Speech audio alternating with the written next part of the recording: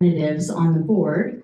And we are going to discuss more about what their role can be in the future. But as you noticed, Sarah McClure is not here today, but we do have another person, and Carson Pruitt, who is the current student body president at Ashe County High School, is going to introduce his successor. Yeah. You want to go ahead and introduce? So this is Claire Hauk.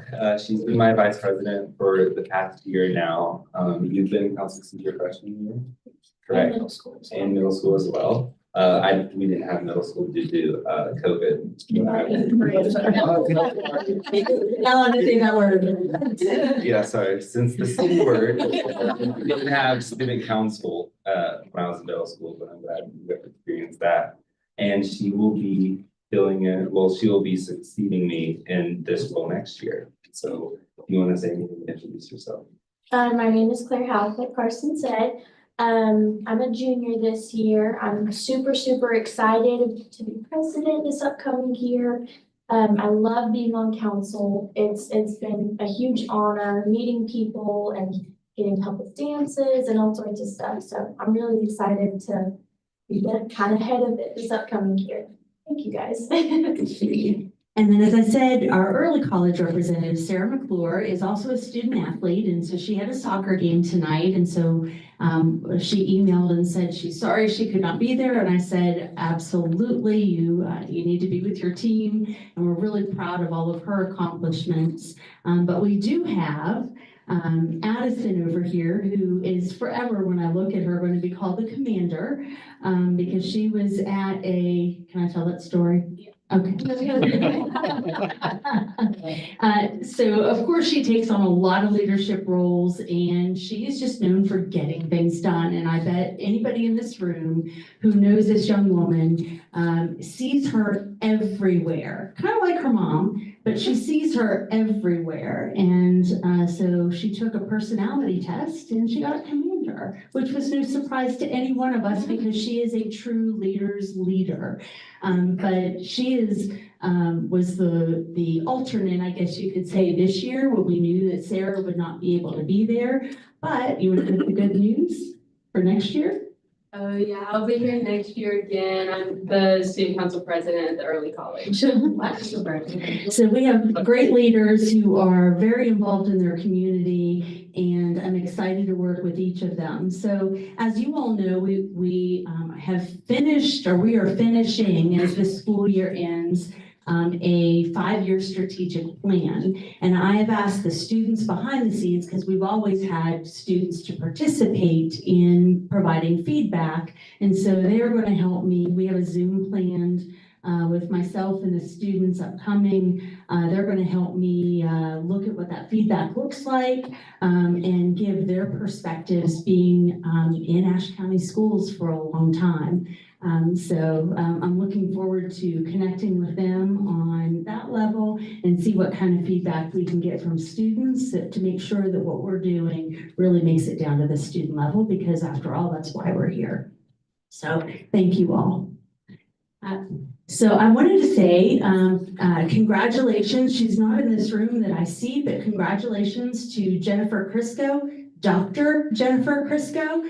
So Jennifer is an assistant principal at Ashe County High School that I had the pleasure of mentoring while she was doing her EDD in educational leadership from NC State University. And she defended on April 28th successfully. And several of us were able to be on her defense Zoom, which was really fun. I was really proud of her. She looked at mental health in rural communities, and be very interested to read, after the minor changes, her final copy, and we'll see if we can get that for you, the board. I think a few of you be really interested in hearing what she learned through that.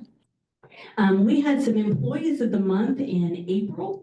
And as you know, our HR department decided that we really needed to honor just people in general continuing our pinning ceremony and some of the other things that we're doing to honor our teachers. We're going to honor some more teachers here today and some staff members that go above and beyond all the time. But our April employees of the month are Christy Aldridge, middle school counselor, and bus driver Shelby Dow. And they had some fantastic recommendations. We're really proud of them. And these are, anybody can nominate someone from the district to honor for going above and beyond. And so if the team picks 2 people each month, and so we'll have 2 more to honor next time. Or to share about. Our Facebook page, you can read some of the good things that are happening in our schools, and especially when we honor a person, we're trying to share something really special about them too. We had a fantastic Special Olympics. Now, it's one of my favorite days of the year. Graduation day is always my favorite, but Special Olympics is a really, really close day. And despite the rain and chillier weather we had outside, we had a fantastic day inside the gym. And I got to run with kids. Trying to keep up with some of them was a lot of fun and cheer them on. Thank you to everybody here who showed up for our children so that we could celebrate their accomplishments. And of course, during Special Olympics, everybody's a winner, and we were very proud of our students. So again, amazing athletes, and some of them even showed off their singing talents and their dancing talents beyond the individual sports, and it was just a true pleasure to be around them as they just made you light up the room. Our 7th through 12th grade school counselors have attended the American School Counselor Association National Model for School Counseling Training over the past 2 years, and most of them have completed this training thanks to Gear Up, who provided the funds so that they could do so. And essentially, it's a powerful framework that helps support every student's success. It aligns fantastically with our MTSS model that we have in place as well. So we're really proud of them, and we wanted you to know that. Last week was the endowment golf tournament? Gosh, it was only last week. See, Diane, I'm starting to remember those things, but golly, it does go by fast and it's packed. But the annual Endowment Fund Golf Tournament was last week, and we had 26 teams who competed. A special thank you to all of those who volunteered. Diane happens to be on the endowment board, and but Janet was there all day long. I don't even know what we were doing, taking tickets and selling tickets and serving food, and Josh was there in the morning. Fantastic day. The weather turned out to be pretty perfect. We had a little bit of sprinkles, and that was it. And I think all around people had a great time. And so the second half of the day, I got to go out on the golf cart and take pictures of people and see the beautiful sights. And we had a really good time. I want to say a special thank you to Rhonda Smith. So Rhonda is our administrative assistant here in Ashe County Schools. So whenever you hear the joyous voice, if you call the central office, that's typically Rhonda's voice that you hear. And Rhonda basically spearheaded the entire thing. Tremendous amount of work, and I'm just very thankful for her. This was the very first golf tournament that she got to plan, and I think we canceled it, 3 times? Rain.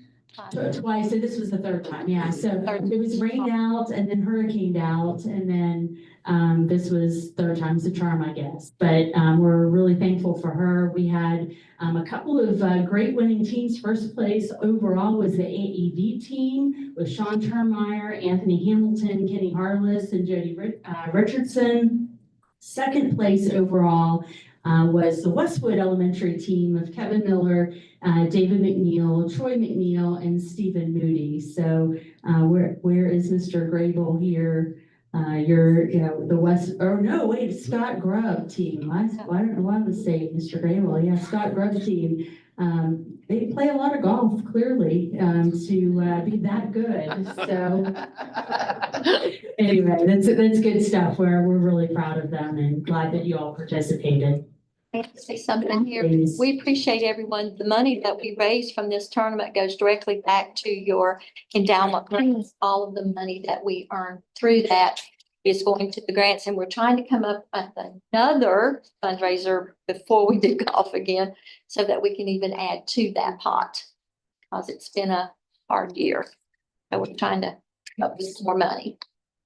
So we, I don't know what the final amount was raised for the golf tournament, but Kelly Holloman gave up some time during the day to come and share the impact of her grant that she won, or that she wrote for. I guess it is a winning, but at the same time, fantastic things that our children are getting exposed to, from coding to school-wide reads to murder mysteries to just opportunities to take field trips that they otherwise would not get to do. Our teachers are so innovative here, and I'm proud of the work and thankful that they took the time to actually write the grants. So if you're listening out there and your child is in the classroom where a teacher wrote this grant, tell your teacher thank you. This is Teacher Appreciation Week anyway, but tell them thank you, because that's going above and beyond, and they do that on a regular basis. April was Child Abuse Neglect Prevention Month, and so students and staff dressed in blue to show their support. And every child, of course, deserves to feel safe, supported, and loved. And by wearing blue, I think we raised awareness to stand united against abuse and neglect. And, we hate to think that any of that happens within our communities, but it does. And so we want to make sure that all of our children are safe and protected. So that was April. The Blue Ridge Elementary School Spring Festival. Is Mitchell still here? Their Spring Festival was an absolute hit. Now, they've had a couple of different big activities of an evening. This was the 30th year for Blue Ridge Elementary School, and so we were excited to celebrate with them at the beginning of the year, or maybe it was in the middle of the, I don't even remember now. I have no time perspective this particular year. But families enjoyed food and fun and games and prizes and themed baskets and a cakewalk, which filled rooms, several plural, yes. with cakes. So they had horseback ride, they had all kinds of things going on at the Spring Festival. The early college sophomores were among those who helped to get some of their service hours in for college. But they had a great evening. Mountain View Elementary School had a Duke Energy Science Night, and students and families explored with hands-on STEM like magnetic painting and brain flake building, and the North Carolina Science Festival, Duke Energy, and the Moorhead Planetarium and Science Center helped to make the event possible. So we collaborated with all of them in order to make sure that our kids had our families, not just kids, our families had hands-on experiences, which was absolutely a hit. Kudos to Mountain View Elementary School. Westwood students and family also enjoyed a Duke Energy Science Night with games and amazing student art, hands-on STEM activities, and much more. And so I got lost in the maze that was in the media center. It was unrecognizable. Thankfully, the lights were still on when that happened. But the kids were having such a fun time as they were putting it together. I see Scott back there laughing at me. I wanted to see it as people were putting it together so that you didn't get lost in the sea of people. And you had quite a sea of people to come that night for all of the entertainment. Ashe County Middle School had a fabulous, as usual, career day, and it was so great to see so many community partners. I think we have, 40 community partners that day, somewhere in there, who gave up their time. We had a special dinner. Even Virginia Fox came to eat, or dinner. It may have been dinner that day, who knows. But Virginia Fox joined us as well for the lunch that was prepared by our cafeteria. So if anybody tells you that our cafeteria food is great, it's even better than great, because that was a fabulous, fabulous lunch. But it was really nice to see the number of businesses that invest in hiring local. And they were really quick to share how we hire local here in Ashe County, and we want our children to get all the skills that they have in school, at our community college and even nearby universities, and then come back and enjoy Ashe County by working here. And so that was a theme hit of the day. Thank you to the board members that came. I think everybody was there to see all the ways that our community steps up for kids. Then our Ashe County High Schools also had a career, and gosh, I didn't even put it on here. Gosh, there's so many great things. Is it on down? Oh, we had our hiring fair on May 1st, and we had over 50 community partners on that particular day. And we had some students that actually brought their resumes and were hired on the spot. So that was a fantastic showing by our community, and an opportunity for our students to really step up and show off the skills that they currently have just by attending Ashe County schools. What was most impressive was talking to the vendors, as I call them, vendors, businesses, local businesses that came to see our students and showcase their businesses, was that all of them said, wow, your kids ask great questions. And I felt really proud after hearing that they asked great questions. You know, after COVID, and you hear a lot in the news about kids not having skills to talk to each other or to talk to adults. And our Ashe County students, Ashe County High School, Ashe County Early College, even our middle school students prove everybody wrong. Our kids do have those skills, and so we're really proud of that. Our JROTC Raiders, the cadets showed outstanding teamwork, and they came in second out of, I think there were 14 teams in the region. This was their final competition of the year, so they did fantastic. And I'm really excited. I was in high school a couple of days ago, and students who have committed to the armed forces, I saw the stoles that they're going to wear at graduation. Boy, we're really excited about that. We had our first signing day about a month ago for a student that signed on into the Army, but they're going to wear their stoles at graduation. So really exciting to see. And of course, graduation is just around the corner. Tonight for dinner, you guys heard, and I'm almost done, I promise. And I'm skipping a whole bunch of things that we could share that's going really well in our schools. But our Pro Start culinary team was represented at the North Carolina Pro Start Invitational in Durham. And we have some great partners, thanks to Chef Thomas Fogger, Chef Trent Pruitt, and Amanda Elliott for their guidance and support. And especially for, we have an amazing culinary teacher, Debbie Sturgill, and of course she's retiring this year, and we all hate to see her go. She is one of the truly irreplaceable teachers in our district. But wow, what she did with kids, and they actually cooked their culinary too. Yeah, fabulous. And I had an ulterior motive by taking 3 cupcakes tonight. I just want you guys to see this chocolate. I don't know. It's heavy. It looks fabulous. This is a cheesecake with a raspberry. I don't know what it is. It's good. And then this one is strawberry with a whipped topping. Okay, anyway, I'm making myself hungry again. The food was fabulous. I did eat healthy for lunch, but those desserts looked amazing. And they were prepared by culinary cheese students. So these 3 seniors that came in tonight were just delightful. They were so proud of their work. They got to experiment with food, and what our teachers make possible for kids is extraordinary. So again, thank a teacher. Debbie Sturgill, again, is one of those irreplaceables. And then we have lots of things going on. After early college, Mrs. Yates Alaskan Den students spread some Easter cheer, and they helped prep eggs for the Motherboard Easter to Remember Community Egg Hunt at Ash Park that happened a couple of weeks ago. We're really proud of them. The Beta Club, the National Beta Club at the early college, was followed by an open mic night. And we have so many participants at the early college that go above and beyond. Not only do they have the grade point averages and the character, but they are here to serve the community, and they really do. I mean, throughout the hurricane, it was some of the same students who made sure kids were taken care of and families were fed, and that little ones had birthday gifts if they were shut in. So we're thankful for them and the continuing to serve motto that I think that they exemplify. And then today I got the opportunity to speak at the tap class.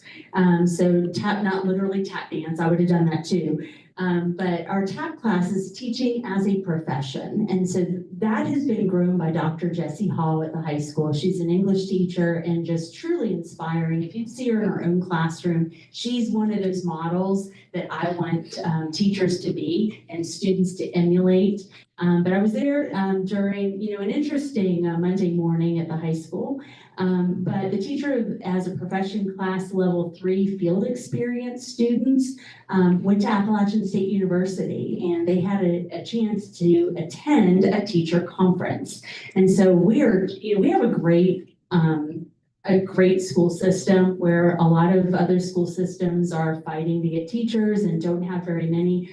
We really have our teachers that want to come back, and we're recruiting from within, and some of them are just absolutely outstanding, but they're learning from the best. So that was really fun to get to speak to their class today, but it was also really fun to hear about the experience they had in their teaching as a profession class. And so this is Teacher Appreciation Week, and again, I don't know if you can say thank you enough to the teachers and staff members that work across Ashe County schools. We truly do have the best. I believe that, and I'm just very thankful for them. So thank you to all of you who are in this room, who are educators. I told somebody earlier today, they said, well, what do you say you do when somebody says, I'm an educator. I mean, I'm a teacher at heart, and I think we're all teachers at heart, and I think that's really important. It's the most important profession out there. So I may be biased, but those are the success in the schools. I'm not going to read the upcoming dates and announcements, but I am going to tell you about a couple of things that are coming up here as well.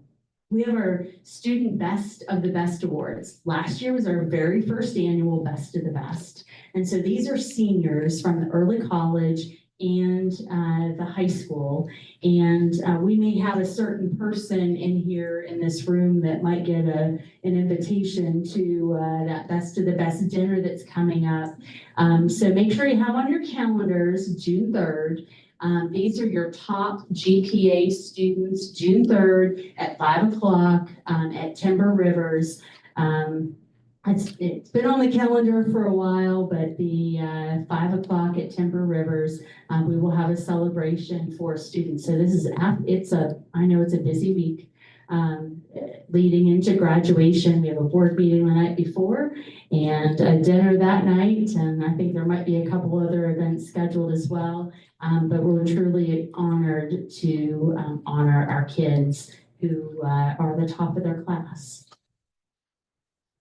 But those names will be released at the next board meeting because it's still a surprise. Invitations went out today or going out tomorrow.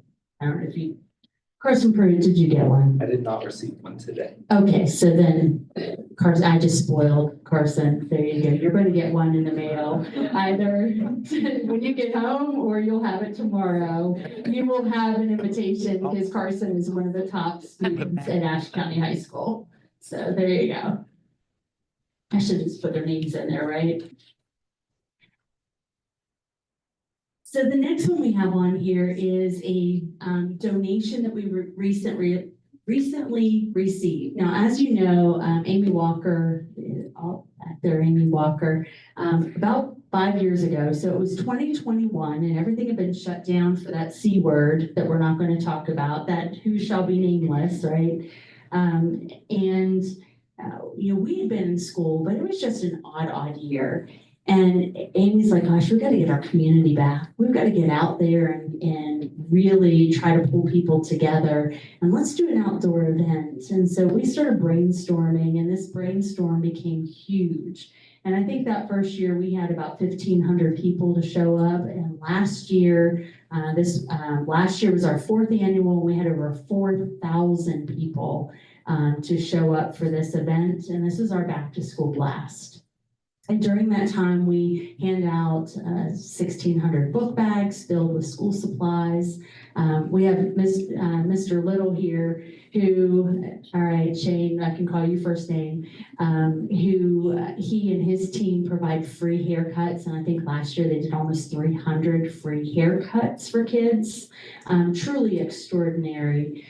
We partner, of course, with the Sheriff's Department to have a festival-like atmosphere. We have cotton candy. Our food service is, handing out, fresh fruits and vegetables and dressing like fresh fruits and vegetables. And all of our schools are there showing their spirit, but really is a time for our community to come together, to pull together things that children need to start off school on the right foot. Speaking of the right foot, the right and left foot for children in need also get a new pair of shoes. And we're talking name brand, Nike and Adidas, from Shoes for Kids. And so we're so thankful. Last year they gave away $40,000 worth of shoes in one day. So if you have an opportunity to pat these community partners on the back and say thank you, go spend your money in their businesses, get your hair cut from them when you're a paying customer, or donate to Shoes for Kids, we're really, really appreciative of that.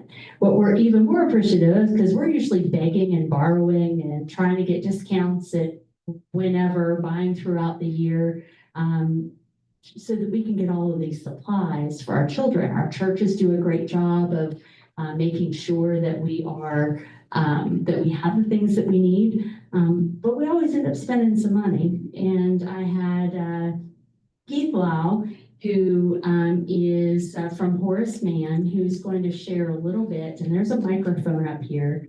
I want to introduce you to him. He's going to tell how this came about, this donation came about, and how it's going to continue to support Ashe County schools so that we can do this year after year after year. It is a joy to be here. I tell you what, just listening to all those things, like you said, you hadn't even scratched the surface of all the things I'm sure. That was just May. Here, yeah. Or April. And it's good to see Joe, the Grubb family here, and some of those who've been putting up with me for 26 years now, a long time. But I have long worked with a family here in forgive me, I live in Wilkes, Ashe County. It is, I don't know if any of you have been around long enough to remember Sarah Neal, who apparently taught for the school many years ago. But Sarah lived in the big house just right over here on the corner, and had 3 siblings, her sister Margaret, and brothers Joe and Frank. And none of the 4 ever had children or married. And as Joe and Sarah passed away, they left their estates to Margaret. And Margaret, if you've known Margaret, she's a special needs adult, and she lives in the Avery group home.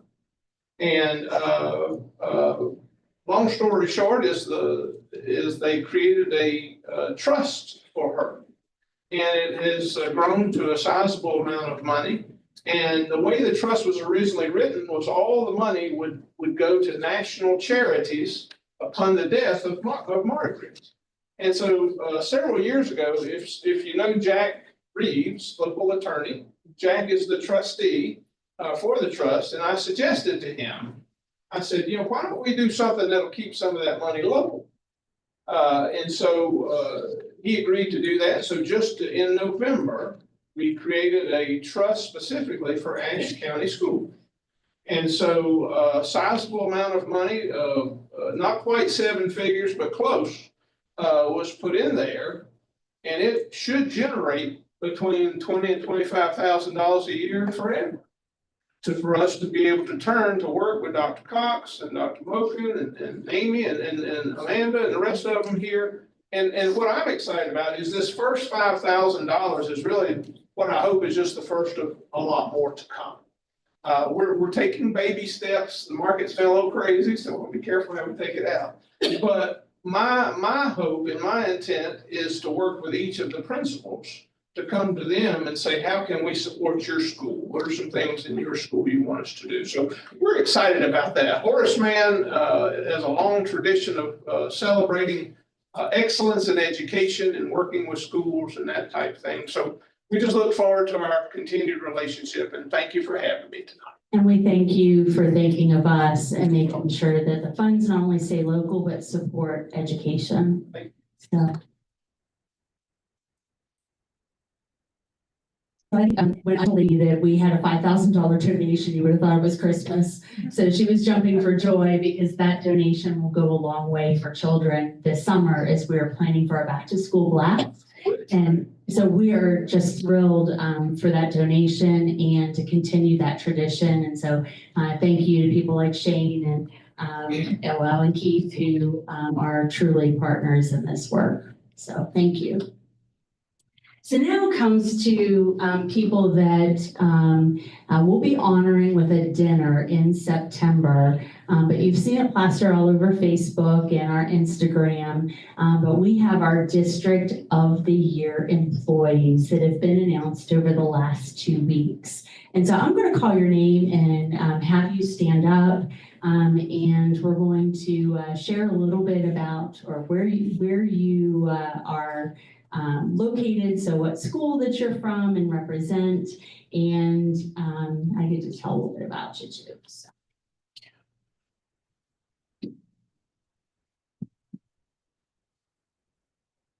Maybe come up here with me. And we're going to start with Jennifer. So Jennifer Hart, you get to go first. There you go.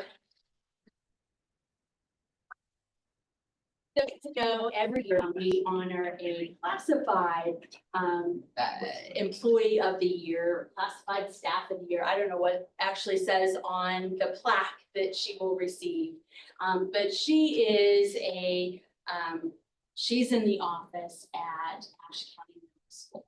And I'll tell you, there's not a harder worker at Ashe County Middle School. She's always there and always keeping things together. And if I were Sherry Hines, the principal of the middle school, I would do whatever I could to keep this one happy here because she truly makes things run. We are so thrilled that you represent all of the classified staff. And you know how hard our people work in every school office, everywhere across the district. So congratulations, it is an honor. And you and your spouse will be invited to dinner later on in September. So congratulations. Thank you. Thank you.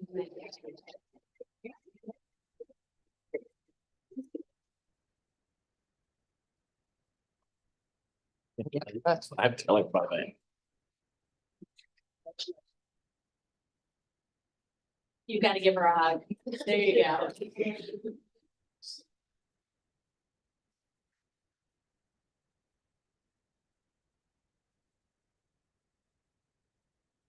So there must be a gold mine this year at Ashe County Middle School. Sometimes this happened. A couple of years ago, it was Westwood. And this next person is our support staff of the year. And so support staff of the year, it could be a counselor, it could be an instructional specialist, it could be a media specialist. We have quite a few different roles across the district that fall under this category. Summer Davis, can you come on up here for us? So Summer has it together in so many ways, but boy, she knows instruction. And she knows it better than anyone. So if I were entrusted with anyone in this district to give me advice on teaching and learning, Summer would truly be a go-to person at the school level for so many reasons. And number one is always she cares about kids deeply. And so we can be talking about all the numbers, we can talk about all the curriculum, but for her, it always comes back to kids. So Summer, back to you.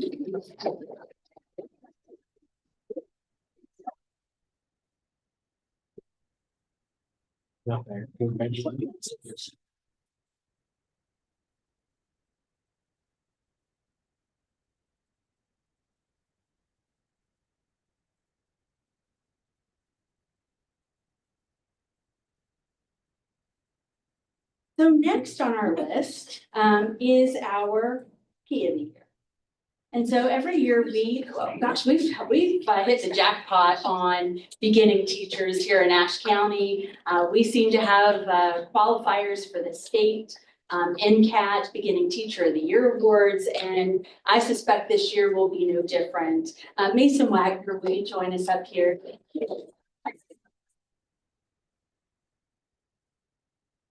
So I have to say, when I first met Mason, he was not in a role as a teacher, but yet was working for us. And I was telling everyone behind the scenes, is he going to be a teacher? When is he going to be a teacher? Because he has his teaching license and he is so amazing with children. And so Mason, congratulations. He is a PE teacher at Blue Ridge Elementary School. We're really proud of you. And I am personally thankful that you chose to go into the classroom with children. Well, thank you. Thank you.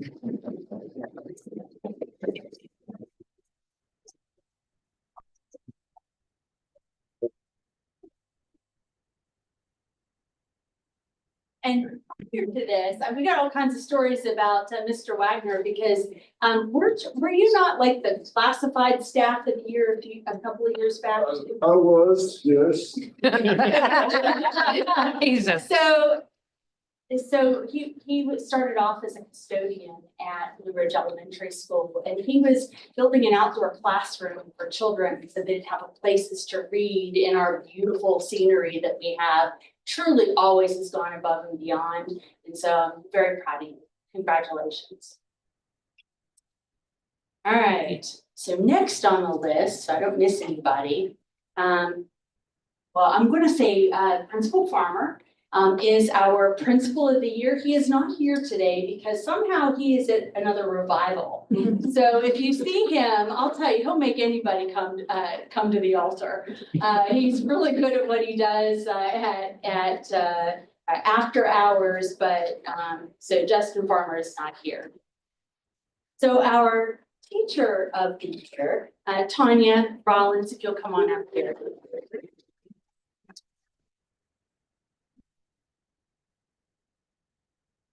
So she's all things English, and so she's probably one like Julie Taylor here that make it frustrated with me when I say I don't like poetry. But yeah, She's exactly. good at math. And she's really, that's what I was gonna say, she has my kind of brain because she's really good at math too. Every time I've been in her classroom, students are always eating at her fingertips, literally. I don't think I've ever seen anywhere, think I've ever seen a classroom quite like hers. It doesn't matter whether, there's something about how she engages children that's truly special. And so when they were talking about the interviews for Teacher of the Year, I think the thing that stood out for you, and Dr. Moe can maybe share a little bit more, but the thing that stood out for you is how much you truly deeply care about your kids and how you care about education in general. And so she is a true believer in the power of education that can lift up anyone. And so I'm honored that you're our Teacher of the Year. We have so many amazing ones, but Tanya, thank you. Congratulations.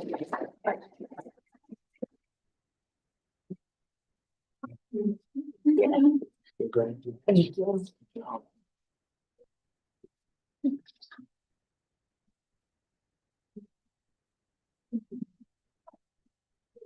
See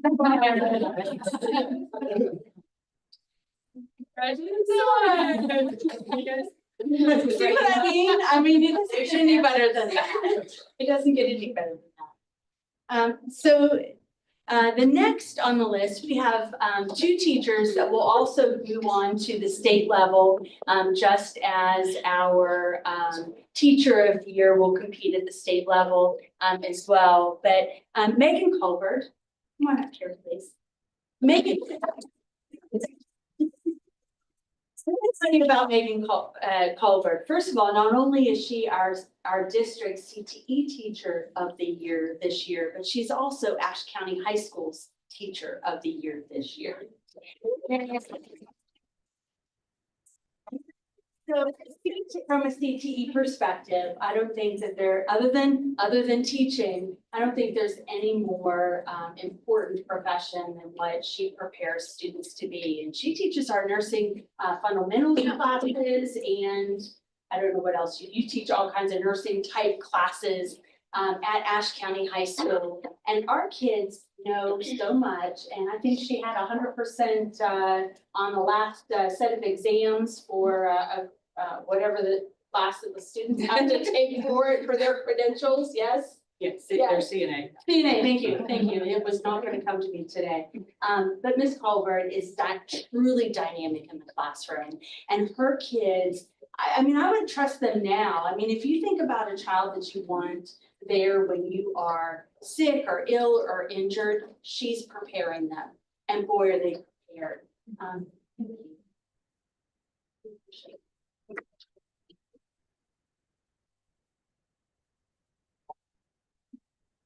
Thank you. Oh, thank you.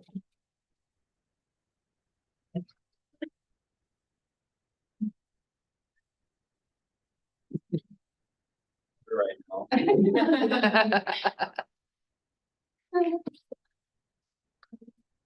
And see, look, you have a student here in the class, a testament of how amazing you are.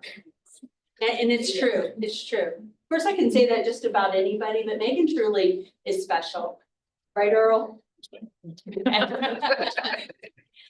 So finally tonight, to honor is our EC Teacher of the Year. Charles, Mr. Johnson, can you come up here, please?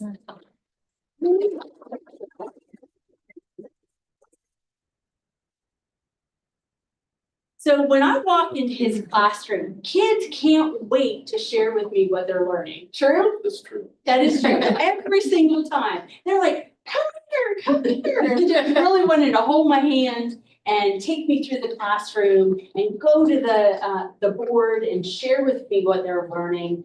They love to read, but they love to share how proud they are. And I think that's a true testament of what you bring to the table as a teacher, your positivity, the time and love and care that you invest into kids is truly special. And congratulations on being the district Exceptional Children's Teacher of the Year. Thank you.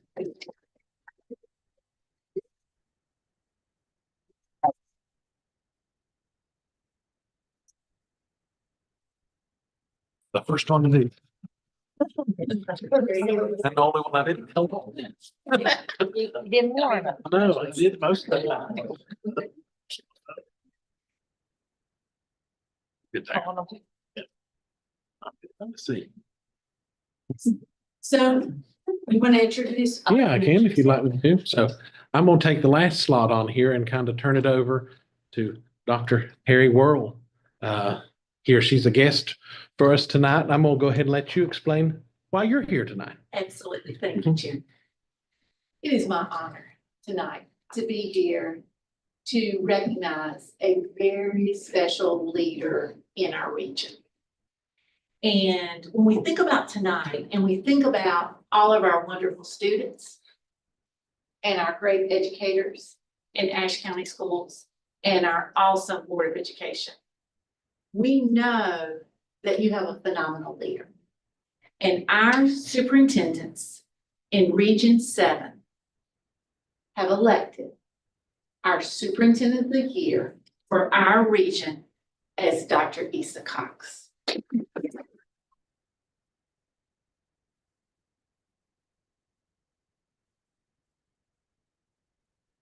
Our superintendents talk about what she talked about tonight, about all of you being passionate, student-centered, truly understands the value of teaching and learning and how it transforms students' lives. She is absolutely a fantastic colleague and mentor for our superintendents in our region. And we are so thrilled that she is representing us in Region 7. And she will go on to compete with other superintendents throughout our state for the honor of State Superintendent of the Year. So it is my honor to recognize Dr. Lisa Cox.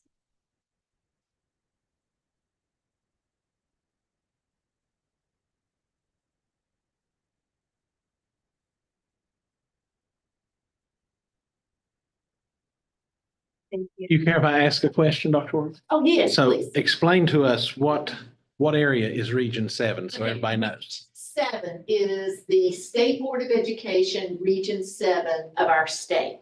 So if you think about it, we're talking about Avery, Mhm. schools, Watauga, Ash, Allegheny, Wilkes, Caldwell, Catawba, Hickory City, Newton Conover, Burke County Schools, Yankton County Schools, and sometimes Surrey joins us too. So she was elected by our superintendents as our superintendent of the year for our region. And we're just so proud that we get to work with her and just all the great things that you have going on in Ashe County.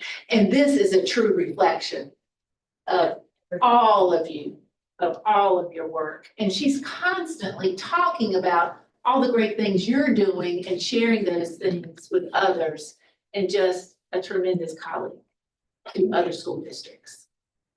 Thank you for explaining that. Sorry to put you on the spot. Oh, you're fine. Thank you. Thank you. Thank you.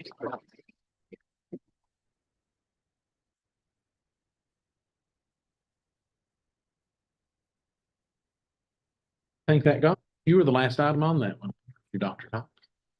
Okay, so It's a lot. It's always a lot now. it's a busy time of year. So I don't think we have anybody for public comment this evening, so we'll go on from there. We'll get Ms. Allison Kemp Sullivan up for the new middle school update. We'll give some time to get out. Yeah, you can happily go. Thank you. Try not to. Probably. Good evening. I'll probably be sharing this with you for several meetings, but right now we are just moving a lot of dirt. And we'll continue to do that. But it's a very good thing. One of the main things that we have identified that is really going to be a bottleneck and is on the critical path now that we've got our grading contractor on site is they've identified that the main access road needs to go in sooner than later. And so we're working through all the logistics of all of the parts and pieces that need to be accomplished as part of that. So we're expediting those submittals and trying to resolve questions and issues that are involved with that. And just to remind everyone, the access road is going to be coming in, not where the driveway was, it goes up to where the house was, but it's going to be coming in and crossing where the practice field is. It comes up, kind of snakes around, crosses the stream, and then goes up the hill to where the school's going. So just, I know you see it on paper, but it doesn't really kind of fit in your mind. We do have stakes in the practice field, and I've talked to Mr. Armour about that, and he's talked to Mr. Hampton, so they know what's going on. We haven't started grading in that area yet, but we do have stakes in the practice field, so they are familiar. We've been coordinating all that. But you know, you can really get a good understanding of and see what's going on. I'm happy to take anybody up there that if they want to go, if y'all have any interest in, we can get you up there, but you can see a lot from the parking lot at the softball field. You get of course, when it's windy and it's dry, you get the dust, I'm afraid, and I've talked to Mr. Firm about that too, it becomes a problem, but so you get a good vantage point from there. If anybody's interested, I can also take you over there. But it's not the gist of things right now. Does anybody have any questions? Don't sound like it. Okay. Thank you so much. All right, thank you. As long as you're moving dirt, not mud, that's a good thing. A student question in regards to middle Okay. school people, if you don't mind. So on the anonymous form, we had a question submitted March 24th asking what is being done to ensure the introduction of the middle school so that will not negatively impact the transport infrastructure of Mount Jefferson Road? I guess pertaining to the morning traffic. Okay, so we had a traffic study done and, that was turned in and reviewed by the, there's a group in Raleigh that actually does the evaluation of the traffic study. That's specifically what they are involved with, so it had to be a review by them and approved by them, and also at the local division engineer too. And, they, signed off on it. So what is the traffic study specifically? I wasn't prepared to answer your question, but, it's a book that it evaluates traffic now. It estimates it into the future too. It looks at different intervals. And it also looks at it at different times of day, like at, 8 a.m., 12 p.m., 6 p.m. It looks at it different times of day. Thank you. Don't have anything else?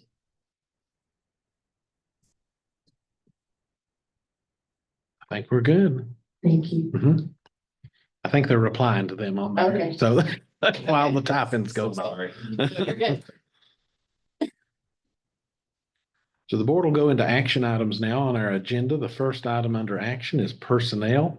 And the board was emailed those. That's the personnel for this month of May, as well as the addendum that was sent to the board separately there. Do I have a motion to approve the personnel and the addendum? I move we approve the personnel and the addendum. Do I have a second for Ms. Ward? I second. Okay. All right, 2 seconds. That'll work. Any other questions or comments? Just that Dr. Moken has a very busy schedule right now. There's lots of movement going on, so we appreciate all the time and effort for that. Not easy. All those in favor of the personnel and the addendum, raise your hand. Motion carries. Next, we've got the minutes. Those were emailed out, and that was for the minutes for the April 7th board meeting. Do I have a motion to approve those minutes? I make a motion. Okay, thank you, Ms. Calhoun. Do I have a second to the motion? I second. Okay, thank you, Ms. Ward. So we got a motion and a second. Any questions, comments on that? Hearing none, all those in favor, raise your hand. Motion carries. Next, we've got the consent agenda. These are things that the board has looked at before. We're going to group all these together into one motion. So to kind of explain those, that is the employee contract list for 25-26 school year, an MOU with the North Carolina DPI early literacy specialist, a memorandum of understanding for pre-employment transition services, permission for an overnight CTE competition, athletic camps, nursing contract, physical therapy contract, and the Maxim nursing contract. That's a mouthful. So I'll open the floor to entertain a motion for the consent agenda. I'll make the motion that we accept the consent agenda. Okay, thank you, Ms. Jones. Do I have a second? I second. Thank you, Ms. Calhoun. Any questions or comments with anything there? Hearing none, all those in favor, raise your hand. Motion carries. Next, we got the endowment board.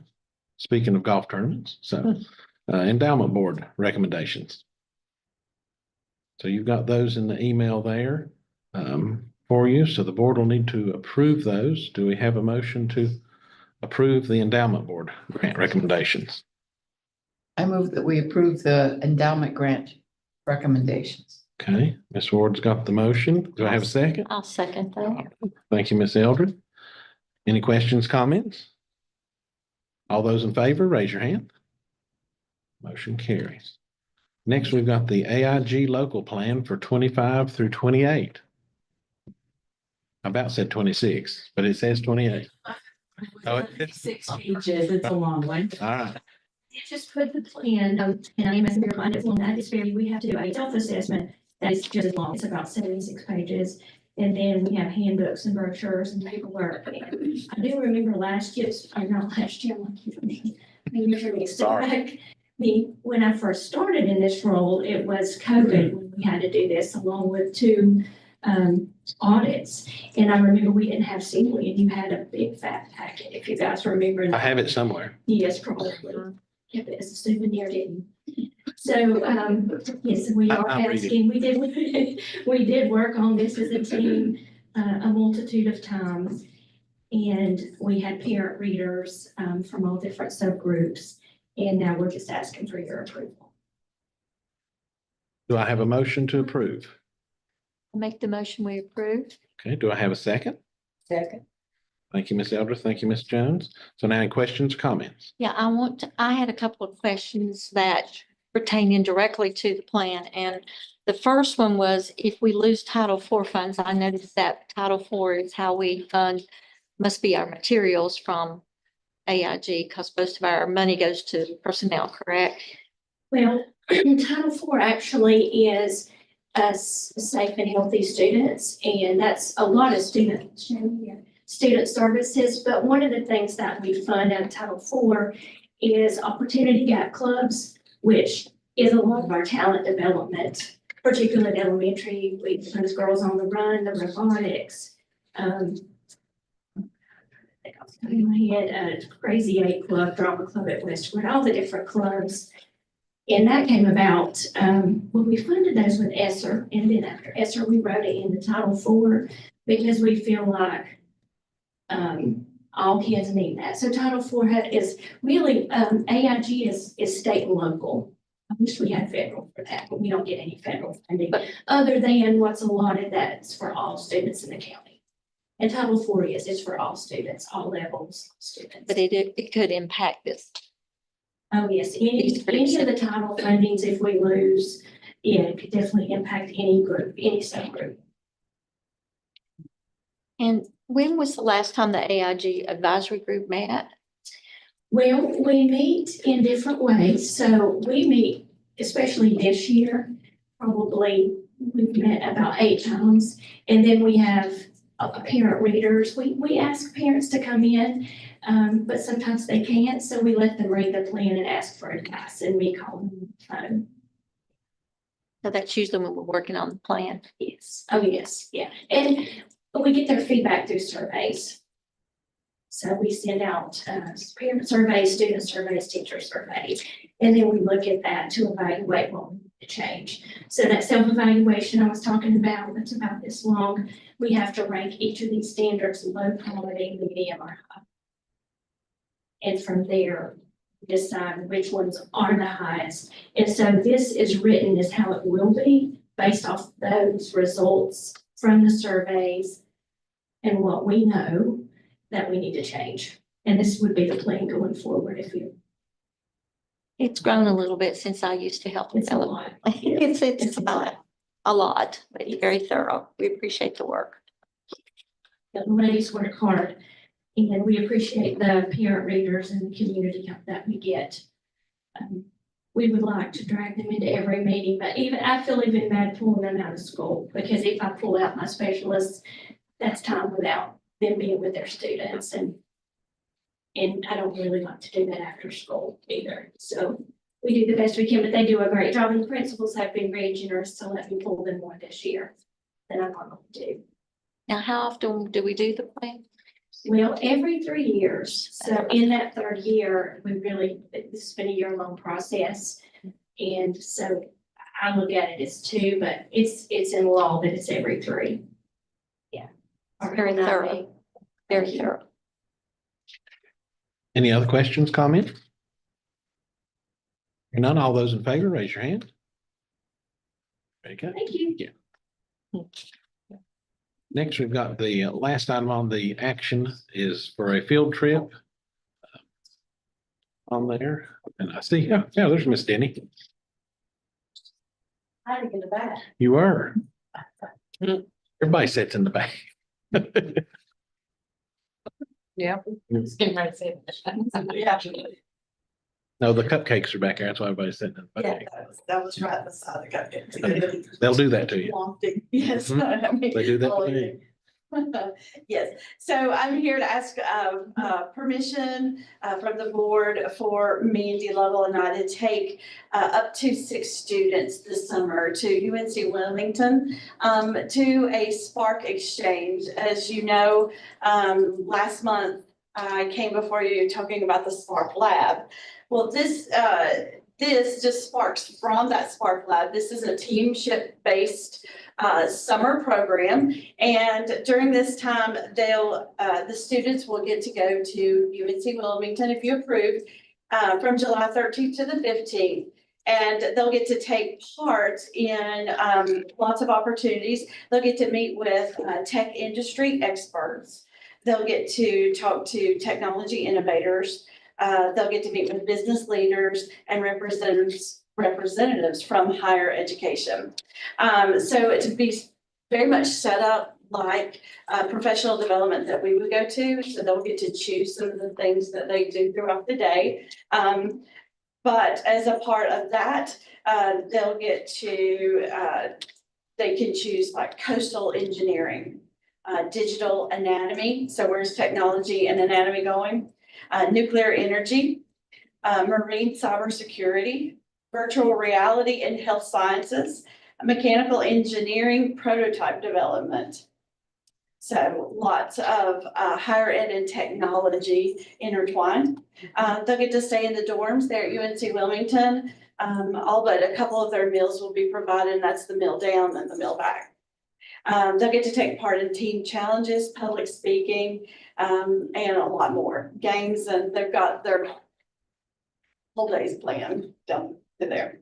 They'll get to receive credit. So if they go this summer, they'll give them credit to kick off. If they want to come to the Spark Lab, complete some more modules, but that'll give them credit toward a computer science credit for graduation as well. Do I have a motion to approve this field trip? I have a quick question. Let me get a motion. Oh, sorry, Yeah, sorry. I'll move that we. Okay, I'm sorry, that's okay. I'll second. All right, now, we're good. Now, how do you pick the students, or does the students have to apply for it, or do you pick, how do you narrow out the 6 students? It's a great question. So right now we've created a poster, and those posters are going to go out to every classroom tomorrow. And on that poster is a QR code with just some information, and they can go ahead and put their name in. The only thing that wouldn't right now allow a student to go is if they're a senior this year, because they'll be graduating. So any student from 8th grade on up to 11th grade at this point can apply to go. Yeah, you've got him bummed over here. Yeah, There they're you an go. exception to that.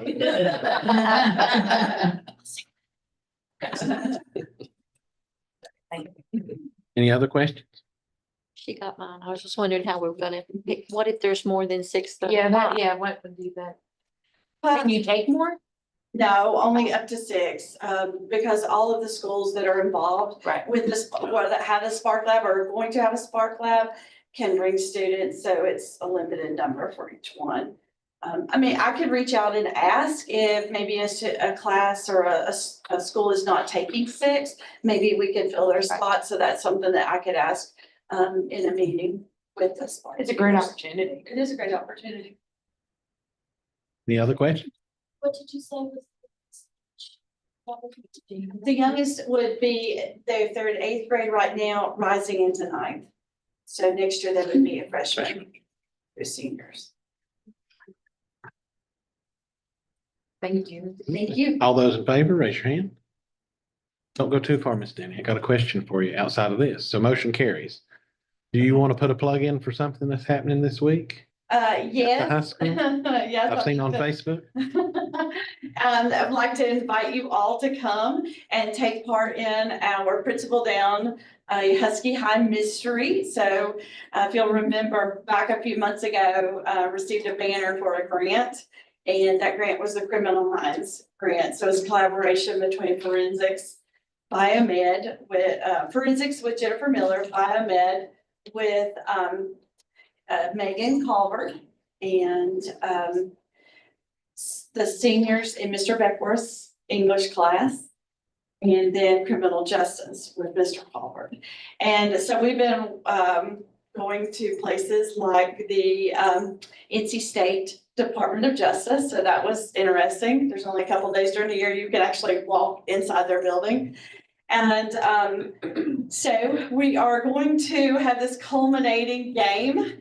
It's a mystery game, and apparently something has happened to the principal. And you can come and take part as an actor, or you can come and try to solve the mystery yourself. So you'll have all kinds of things that you'll go to, people you'll talk to, and try to solve it by the end of the night. We'll feed you some pizza along with that, so. We'll have some fun. And of course, Mr. Roden's gonna be there in his other profession. Official work. Yeah, official work. Just in case something goes wrong. There you go. Yeah, just. This is something goes wrong. Friday. This is Friday from 5 to 8 p.m. Okay. So yeah, so if you'd like, I'm still needing a few actors, so you feel like. I'm sure you can let her know by tomorrow. Great. Thank you so much. Sorry to put you on the spot. All right, we've got next some updates and discussion items for the board, and then under discussion, we've got policy 5030. So this particular policy, I know that you guys have been diligently working on policies, and I know what an arduous task it can be to read so many policies and put your attention to detail in it. This policy is a little bit out of order. I know you guys are in the 3000 series currently, but I was asked specifically because of the time it takes to update some of the regulations that go with policies to do this one at this, or to consider it now. This would be only a discussion, and we would bring it next month to you. The policy that you have listed there that is highlighted is the current School Boards Association policy. What is highlighted are the things that have changed. So those are the additions to the current policy that are not currently in there. And so essentially what we would like to do, you can see how under A, priority use and fee structure, down at the bottom, custodial and or supervisory fees will be charged. While the fees are not listed in here, we want to make sure we have the most up-to-date policy, because right now we lose money when people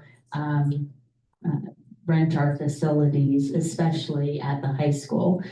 The other thing that we plan to do as a part of this is make sure that the application is electronic, and we can have that the electronic application sent to multiple parties, so that Jody Coram, our maintenance facilities director, knows that a certain building has been requested for a certain time and can give his input in case there's some sort of planned construction or event at that time that might cause us to shift, so the finance knows, because we're often the ones who are footing the bill behind the scenes for custodial work. So our child nutrition services, we can't use a kitchen unless it's authorized, and our people are the ones who have to use the kitchen, because child nutrition is where those funds come from. And so we want to make sure that all parties have the information that they need so we can best serve the people who need to use those facilities, especially when they're indoors.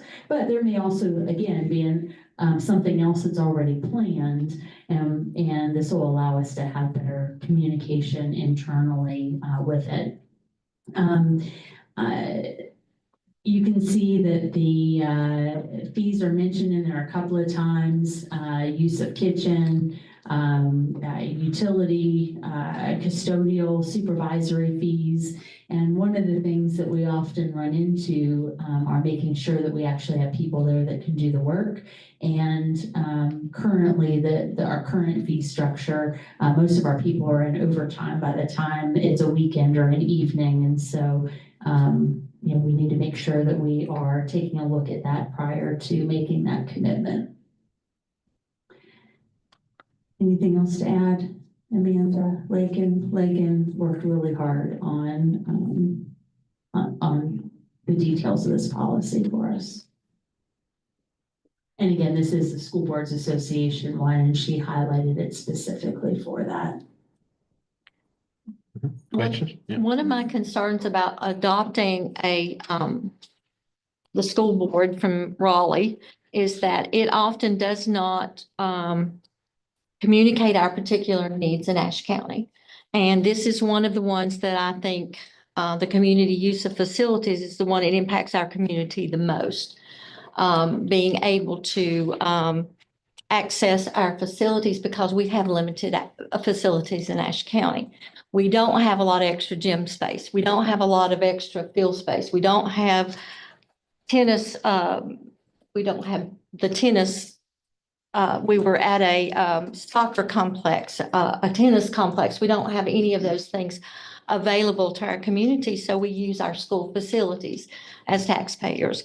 So I made a little bit of a list of just off the top of my head of people in Ashe County who do use these facilities.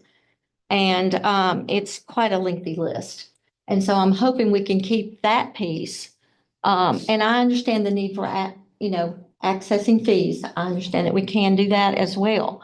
But we're talking about nonprofit groups here.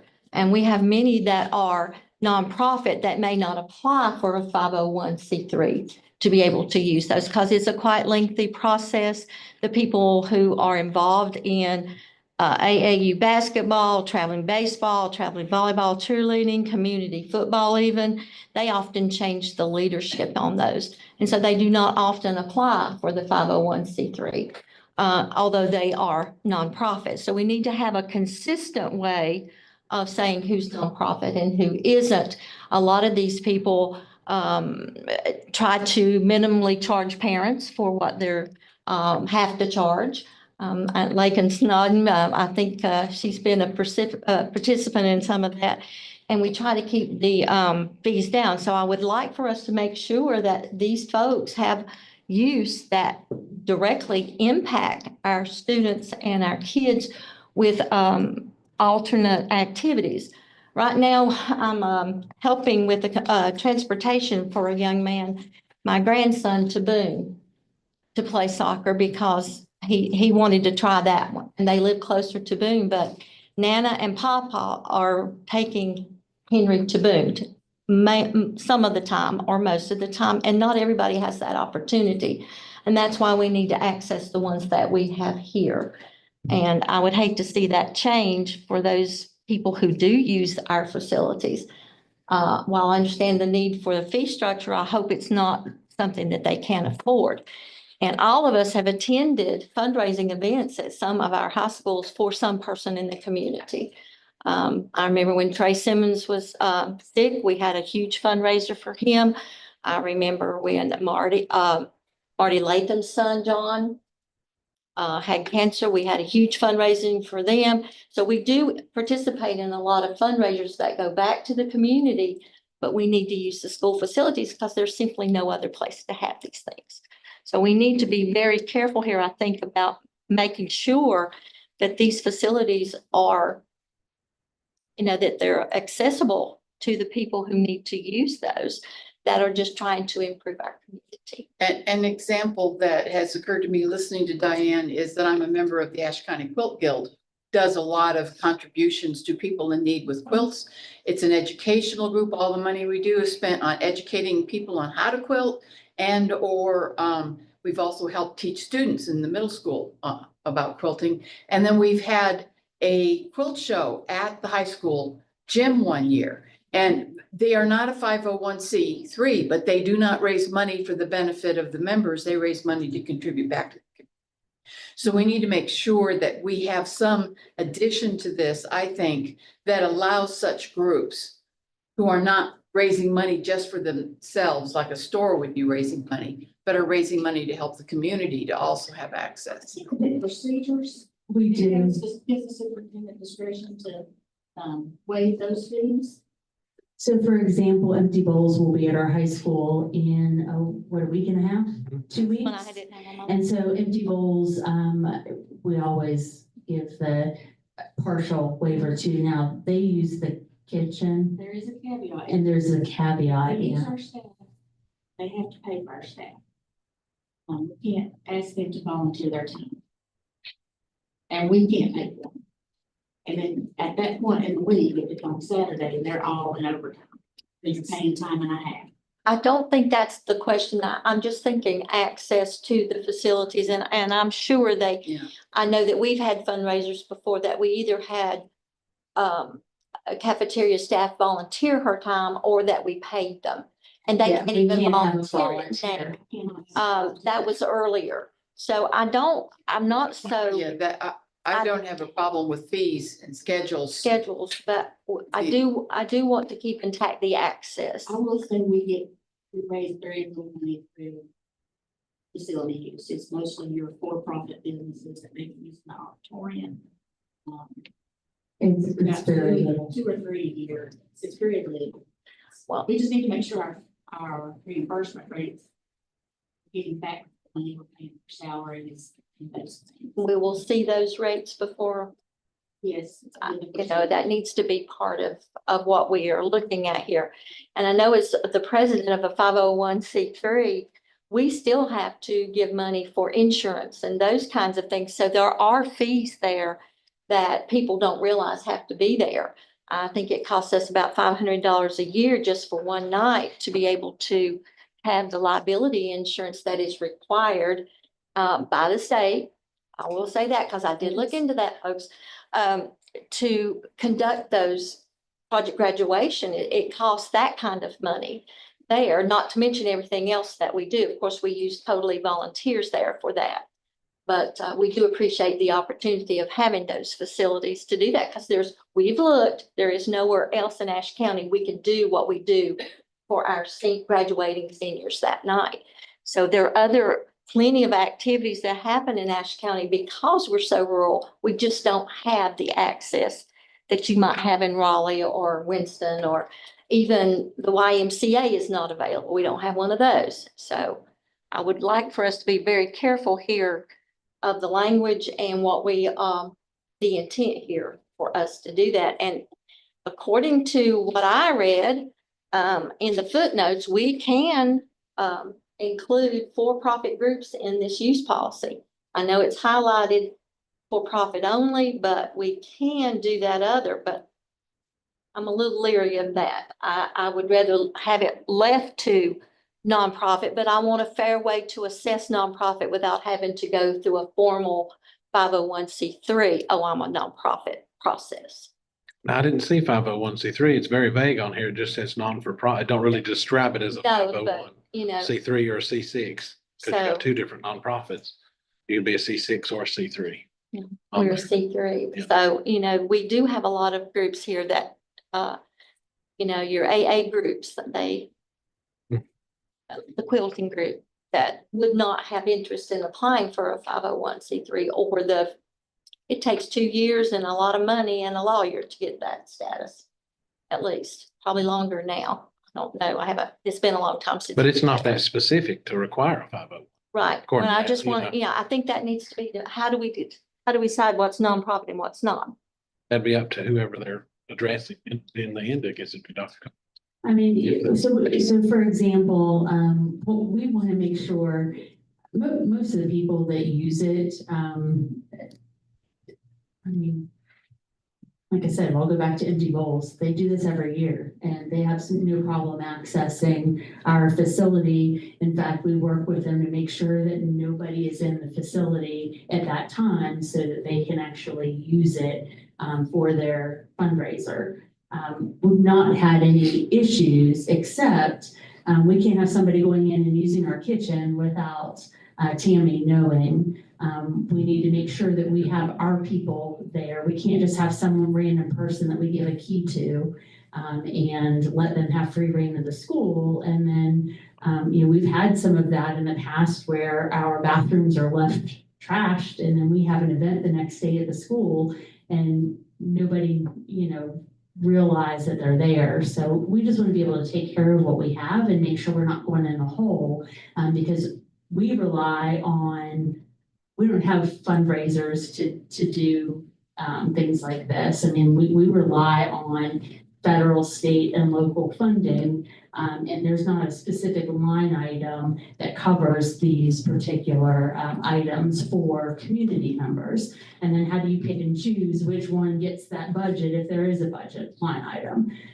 We just want to make sure that that we are not going in the hole and we're taking care of the facilities that we have. We've not had a problem in the past, but we do have a need for us to make sure that the minimum we're getting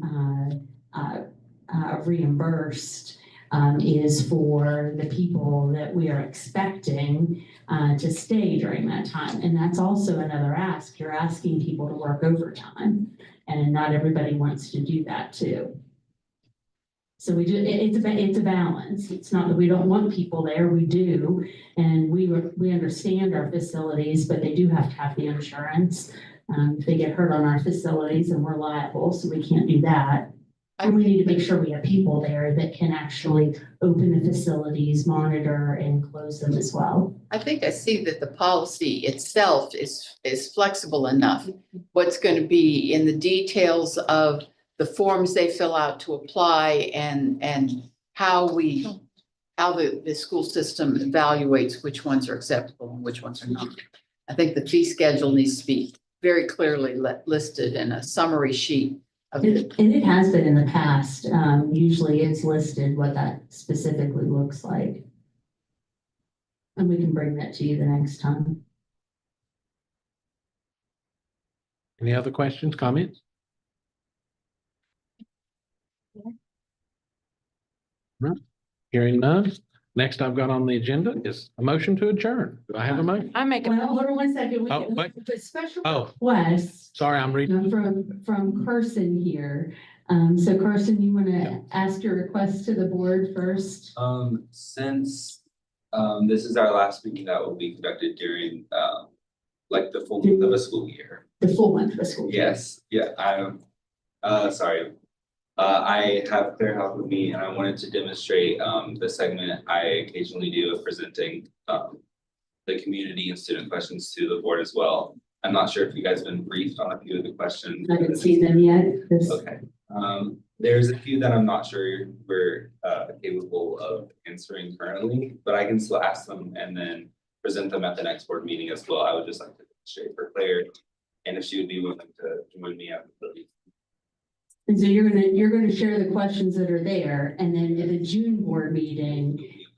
Okay, so then the board can answer them. And they will stay on the board. So she can, so next month, Dr. Cox will have them and then they'll be on our agenda. Is that okay? Okay. I will leave them as presented. It'll be in June. Okay. On the June. So you're not on the spot. Yeah.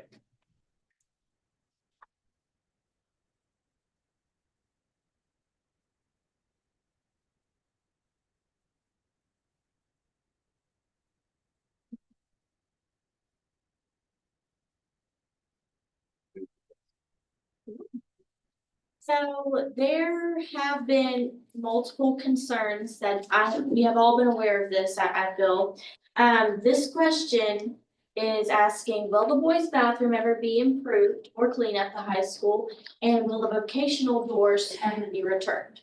So those would be school level questions, not district level questions. Okay, say that again. Will the boys' bathroom what? Let's go back to your. Okay, so hold on, let's do this. I know that can you send each of the board members the list of questions? Again, can you share it with them so that they have the link and can look at that, and then we can actually sit down and look at it with the principal and the board at a time when, so that we're not putting them on the spot. I will say the timestamp for this question was today, so I had not yet been able to review this question. Yeah, I was gonna say I hadn't seen anything like that on there. And then there is another question also relating to custodians as well, just in general about ensuring the campus drive and walkways are safe during 2-hour delays with ice and snow as well. they identified themselves as a teacher who slipped on March 21st, which was the 2-hour delay. Which I was not aware this would be. Well, and we are, and I'm sorry, but we weren't either, so that would have gone, that we weren't either. Yeah. So if there are any questions that are for the board on there, then we can look at those beforehand. And that way we're not putting the board on. Yeah, and you don't have to provide an answer to any questions. I wouldn't want you to. Okay. If you want to ruminate over any of these questions, I know this form is shared with you, Dr. Cox. I don't specifically know the email addresses for all the board members. She can share that with us. Oh, that'd be Yeah, helpful. Let's share it with them and then we'll address them in June. Okay, thank you. Thank you. We'll put a line item on there under discussion. Okay, So it'll kind of fall in that thank you. on the agenda. Yeah.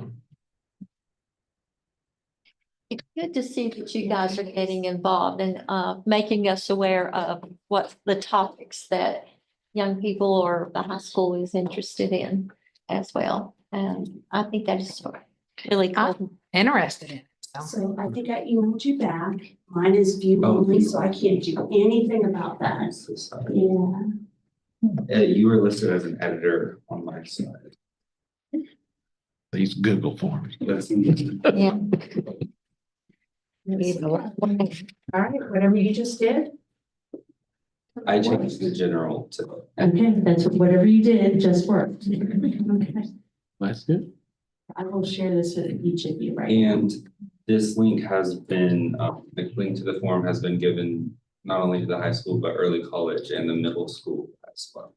Oh, cool. Yeah, With their principals as well? yeah, well, at the middle school, the principal was in a meeting, so, Okay, I'll make sure that they share it, and the early college said she hasn't seen it either, so we'll make sure that everybody gets the link to I see had this. posters in the early college. So are those still there? I haven't been there to check. Okay. Okay, thanks, Carson. Anything else? I don't think I had a motion yet. Motion to adjourn? You did make a motion. So I got Ms. Calhoun making a motion. Do I have a second? And I'll second. Thank you, Ms. Ward. All those in favor?